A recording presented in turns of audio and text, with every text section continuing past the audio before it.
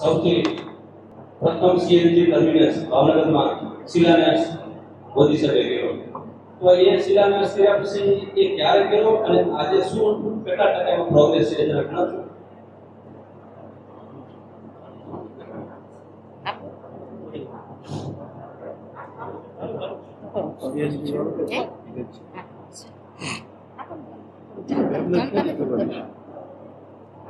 એમને વિગત ખબર છે.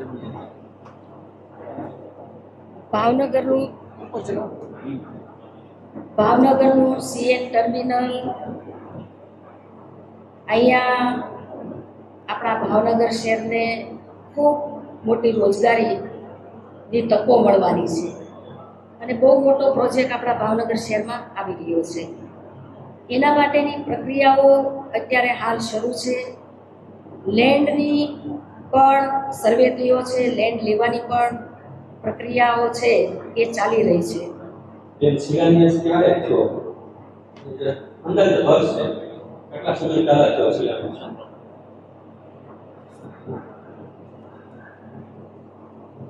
સમગ્ર ગુજરાતના સંદર્ભમાં જે હાઇલાઇટ્સ હતી મેં તમને આપવાનો પ્રયત્ન કર્યો છે.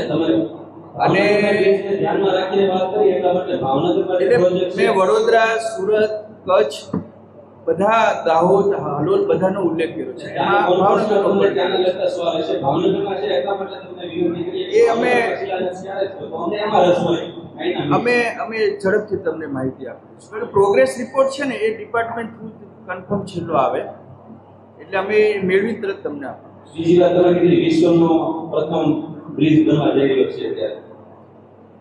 વિશ્વનો પ્રથમ બ્રિજ તમે વાત કરી છે કાર્ય ચીના બ્રિજ હા એ તમે ગણાવો વિશ્વનો. તો ભાવનગરમાં 5 વર્ષથી જે ચાલી રહ્યો છે પ્રથમ બ્રિજ ક્યારે પૂરો થશે એટલે ધ્યાન આપી શકો.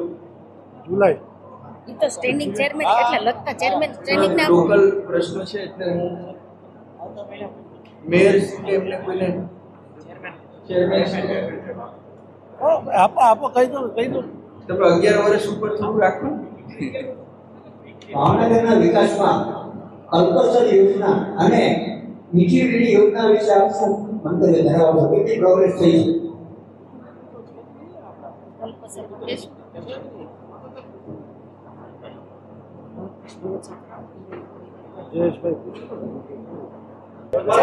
વિકાસની વાતો કરીએ છીએ છેલ્લા લાંબા સમયથી ભરતભાઈ વિકાસની આપણે વાતો કરીએ છીએ. ભાવનગર જિલ્લાનો ભોગા બંદર આવેલો છે. છેલ્લા 30 વર્ષથી ત્યાંની જે સુરક્ષાઓ છે, દિવાલ છે, તે તૂટી પડી છે. આટલા સમયની ભાજપની સરકાર છે તો ભોગા ગામના લોકોનું કેવું છે ને વિકાસ નથી થયો. પહેલા એવો આરોપ હતો ગામ લોકોનો કે તાલુકા પંચાયત છે કે કોંગ્રેસની બોડી હતી એટલે દિવાલ નહોતી બનતી. હવે તો ભાજપની સરકાર આવી ગઈ છે પણ લાંબા સમયથી મોટો પ્રશ્ન છે સુરક્ષાઓ છે જે તૂટી ગઈ છે. કોઈ પણ સમયે મોટી દુર્ઘટના ત્યાં થઈ શકે તેવી પણ ભીતિ છે. તમારી રજૂઆત ને તમારી જે પ્રશ્ન છે એ હું ચોક્કસ યોગ્ય લોકોને ધ્યાન ઉપર મૂકીશ અને ઝડપથી એનો નિકાલ આવે એના માટે પ્રયત્ન. એક સવાલ વલસાડમાં જ્યારે માપ દિવસની હોય ત્યારે ગુજરાતના વિકાસની વાત આપણે સુરતની વાત કરી, વડોદરાની વાત કરી, દાહોદની વાત કરી, ભાવનગરમાં એવા કોઈ 3 પ્રોજેક્ટ આપ જણાવી શકો કે જેની નામના લઈ શકાય? આપને એવા 3 પ્રોજેક્ટ ભાવનગરની અંદર થયા હોય. સીએનજી ની તો કીધું તો કરી તમને આમાં અનેક જોરો ફેરી પ્રોજેક્ટ ચાલુ રોડ છે. રસ્તાથી માંડીને અનેક અલગ અલગ ડિપાર્ટમેન્ટની અનેક માહિતીઓ છે. જોરો ફેરી છે. અહીંના સાંસદ તરીકે અમે 100% એ તમને સંકલન કરીશું. ભાવનગર અમદાવાદ હાઈવે હોય, જામનગર ભાવનગર તમે જોઈ શકો છો. હું અમદાવાદથી આવ્યો હાઈવે મેં જોયો, તમે પણ જોયો હશો.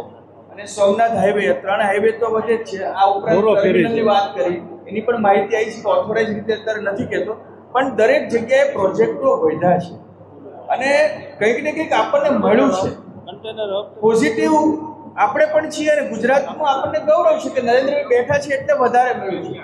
પહેલા આપણને શું નથી મળ્યું એની યાદી બહુ લાંબી છે. અત્યારે ઓછું મળે છે કે એકાદ વસ્તુ નથી મળતી એની બહુ ટૂંકી છે. એટલે આપણે મોટી યાદીને યાદ કરીએ એવી મારી વિનંતી. ભરતભાઈ પ્રોજેક્ટ પૂરા થયા સમસ્યા બરાબર છે. ભાવનગરની 7 લાખની વસ્તી છે બુલેટ ટ્રેન લાવવાની વાત કરીએ છીએ. ભાવનગર સિટીમાં આપણે સિટી બસ એક નથી ચાલુ કરી શકતા. યશપાલભાઈ આપણે મળી બધા યશપાલભાઈ સિટી બસ થઈ જાય ટૂંક સમયમાં ચાલુ રાબડિયાજી આપો સિટી બસ દેશના યશસ્વી વડાપ્રધાન દેશની અંદર બસ સેવાઓ શરૂ કરી રહ્યા છે. ગુજરાતમાં અનેક ક્ષેત્રોમાં તેનો સમાવેશ ભાવનગર મહાનગરની અંદર થયો છે. આગામી દિવસોમાં ભાવનગરના રસ્તાઓ ઉપર પહેલા તબક્કાની અંદર 50 વર્ષ દોરવાનું કામ દિવસ શરૂ થવાનું છે. સ્ટેશન લગભગ 70% કામ પૂર્ણ થયું છે. આપણા રૂટ બે થઈ ગયા છે. 150 સ્ટેશન પિકઅપ પોઈન્ટ પ્રમાણે છે. લગભગ જુલાઈ ઓગસ્ટની અંદર આ વસ્તુ શરૂ થવાની છે. તબક્કાવાર કનેક્ટિવિટી ભાવનગર મહાનગરમાં કરવાની છે. હશે પાર્થ ચલો આભાર. ભાજપના રાજકીય નેતાઓનું એન્કાઉન્ટર કરવામાં છે. તળાજામાં એક ઓડિયો ક્લિપ વાયરલ થઈ છે, જેમાં નામાંકિત છે ભાજપના નેતાઓ છે, તેનો ઉલ્લેખ થઈ રહ્યો છે. શું કહેશો? ભાજપની આ આંતરિક નેતા છે કે શું? યશપાલભાઈ પર્સનલ છે રવા પર્સનલ સવાલ નથી. કુમારભાઈ આવ્યા છો, પ્રેસ કોન્ફરન્સ કરી છે કે પત્રકારો સવાલ પૂછે છે, પરંતુ આ ઉભા રહીને ભાગી રહ્યા. પાવન ચા પીવા ક્યાં ના પડે, ચા પીવા આવતા નથી તમે. આ નરેન્દ્રભાઈ નું શું આપણે 11 વર્ષનું કર્યું આપણે જોવું પડશે ને. તમને ખ્યાલ આવે ભાવનગરનો પ્રોબ્લેમ ખાલી ફરો તો આપણે મળીએ મનીષ. કાયદામાં માવજત ભેગી છે. તમે ભાવનગરમાં 2 દિવસ ફરો, ખાલી 2 દિવસ તો ફરો તમે. કેટલી ગુંડાગીર્દી છે તે સાહેબ આ રાજ્ય સરકારના ખાલી 2 દિવસ આવો ભાવનગર. રાજ્ય સરકારના હોય ને આપણા સાંસદ એમ કહે છે કે આખી રાત વેપાર રસ્તા ખુલ્લા રાખવામાં આવે છે, જ્યારે 11 વાગે 9 વાગે તો પોલીસ બંધ કરાવવામાં આવે છે. સાંસદ અરે સાંસદ ક્યાં? અરે ભાઈ સાંસદ હું અલ્પેશ આપણે જમી લઈએ એટલે ખબર પડે. મુખ્યમંત્રીને રજૂઆત કરે છે અને તેના સામે પોલીસ 11 વાગે તો બંધ કરાવે છે. આ મોટો પ્રશ્ન ભાવનગરનો છે. ખાલી 2 દિવસ ભાવનગર ફરો, 2 દિવસ ફરો, ખ્યાલ આવશે.